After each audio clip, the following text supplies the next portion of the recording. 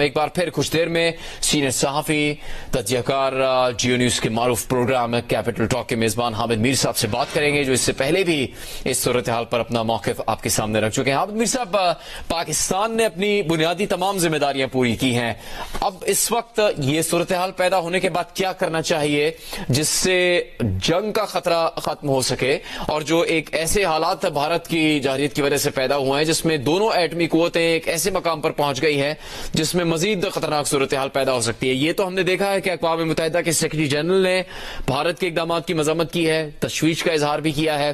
مزید ایسے کیا اقدامات ہو سکتے ہیں جس سے یہ جنگ کا خطرہ ختم ہو سکے؟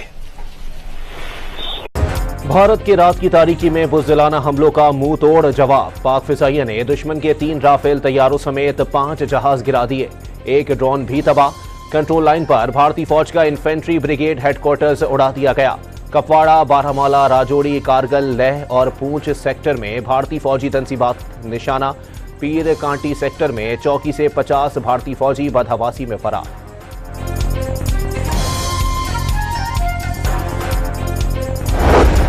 شاہینوں نے فضائی حدود میں آنے والے دشمن پر جھپٹنے کی مثالیں قائم کر دیں۔ بھارت کا غرور، ایک رافیل طیارہ اونتی پورا، دوسرا بھٹنڈا میں خاک ہوا، ایک SU-30 جنگی طیارہ اخنور میں تباہ کر دیا گیا۔ MiG-29 بھی شاہین جی بالکل صدف، رات دیر گئے شروع ہوا بھارت کی طرف سے۔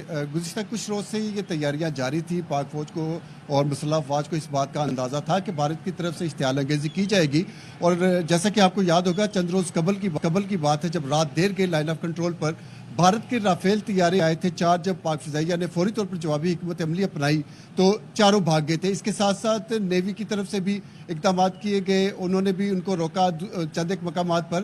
رات دیر گئے تقریباً 1 بجے کے قریب بھارت کی طرف سے 6 مقامات ہیں پاکستان کے جہاں پر ان کی طرف سے میزائل داغے گئے، ان میں کوٹلی، احمد پور شرقیہ، مظفر آباد، باغ اور مرید کا علاقہ شامل ہے، جہاں پر لائن آف کنٹرول کے چور کمپلیکس پر سفید جھنڈا لہرا دیا ہے۔ What does it mean? یہ بڑا امپورٹنٹ اس وقت ہمارے پاس اپڈیٹ آئی ہے اور ہم اس وقت اسکرین پر بھی دیکھ سکتے ہیں۔ لیک الرحمان ہمارے ساتھ ہیں۔ لیک بتائیے گا، we can see the white flag.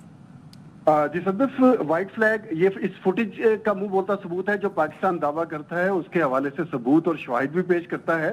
چورا کمپلیکس ہے لائن آف کنٹرول کے اوپر، جہاں پر بھارتی فوج کی طرف سے سفید جھنڈا لہرایا گیا ہے، جو اس بات کا واضح ثبوت ہے کہ انہوں نے شکست تسلیم کر لی ہے اور وہ مزید پاکستانی فورسز کے ساتھ لڑائی جاری رکھنا نہیں چاہتے۔ شکست تسلیم کرتے ہوئے سفید جھنڈا لہرایا ہے، جو اس بات کا واضح ثبوت ہے کہ وہ مزید نہیں لڑنا چاہتے اور شکست